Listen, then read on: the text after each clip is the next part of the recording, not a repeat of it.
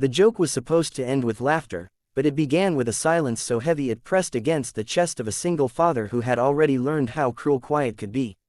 He sat at a small restaurant table with a white cloth too clean for his worn hands, watching three men at the next table smirk into their wine glasses, their eyes flicking between him and the woman across from him as if they were watching a prank unfold in real time. He didn't know yet that this night would crack open every assumption he carried about love, dignity, and courage, or that the woman they had mocked into this moment carried a badge beneath her dress and a history of strength beneath the weight they chose to see. Before the story pulls you deeper, pause for a second. If you believe in kindness, second chances, and the quiet power of empathy, please like this video, share it with someone who needs hope, comment your thoughts, and subscribe to the channel, Grandma Diery. Your support keeps stories like this alive. He had agreed to the blind date because loneliness has a way of softening pride. Since his wife's passing, his life had narrowed to school lunches, late-night laundry, and the ache of pretending to be whole for a little boy who still asked why the sky took his mother away. Friends said it was time, that he deserved a night out, that laughter could be learned again. What they didn't say was that they had turned his vulnerability into entertainment, setting him up as the punchline for their own boredom. They chose the restaurant carefully, elegant enough to feel out of reach, public enough to make embarrassment unavoidable. And they chose her because they thought she would make the joke land harder. She arrived with a steady walk and a red dress that refused to apologize for the space it occupied. The room noticed her in the way rooms always do when they decide to judge first and understand later. She felt the weight of those eyes, had felt it all her life, but she also felt the calm that came from knowing who she was.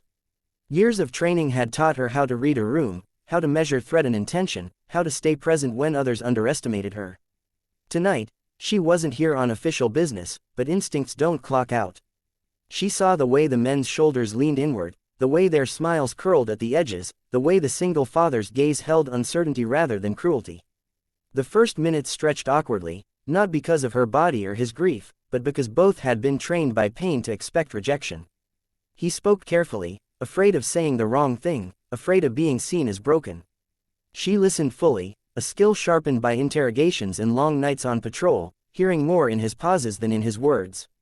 She noticed the way his hands trembled when he mentioned his son, the way his eyes softened when he talked about bedtime stories and scraped knees. She noticed, too, the quiet respect in his posture, how he looked at her face when others only measured outlines. Across the room, the laughter died down as the joke failed to ignite. The men checked their phones, expecting discomfort, a hasty exit, something to post about later. Instead, time passed, wine glasses emptied and refilled. The air between the two at the table shifted from stiff to sincere, from guarded to gently curious. He found himself smiling without forcing it. She found herself relaxing into a version of the evening that felt unexpectedly safe. Suspense built not from danger, but from the fragile hope neither dared to name. The challenge rose when the past demanded attention.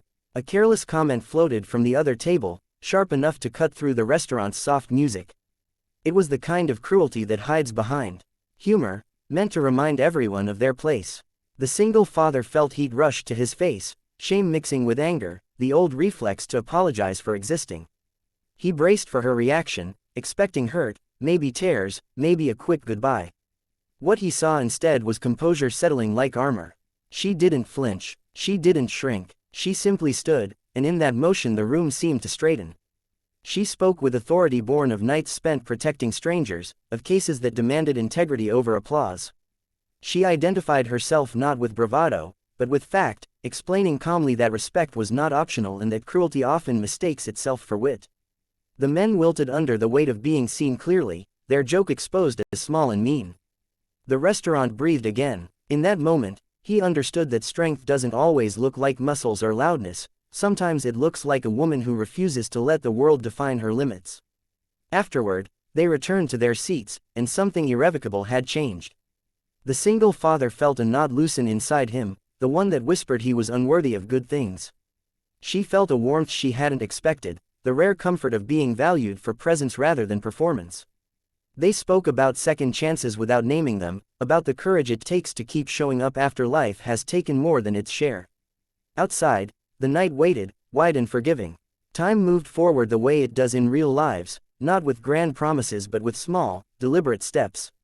Coffee followed, then walks, Then a meeting with a little boy who peered up at her with curiosity and hope. She learned the rhythm of their days, he learned the depth of her laughter.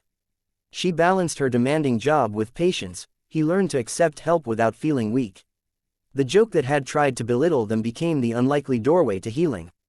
If this story has reached into your chest and stirred something tender, please take a moment near the end to like the video, share it, and subscribe to Grandma Diery. Stories survive when hearts respond. As the camera pulls back on this chapter of their lives, remember this: kindness has a way of rewriting narratives, and courage often wears faces the world refuses to celebrate. Before the ending fades, please comment one word that describes how this story made you feel. Your words matter. In the end, the single dad learned that love doesn't arrive on schedule or in approved packaging, and the woman they tried to reduce to a joke proved that dignity is an unbreakable law. Together, they taught a room, and maybe an audience, that when we choose empathy over mockery, life answers with grace.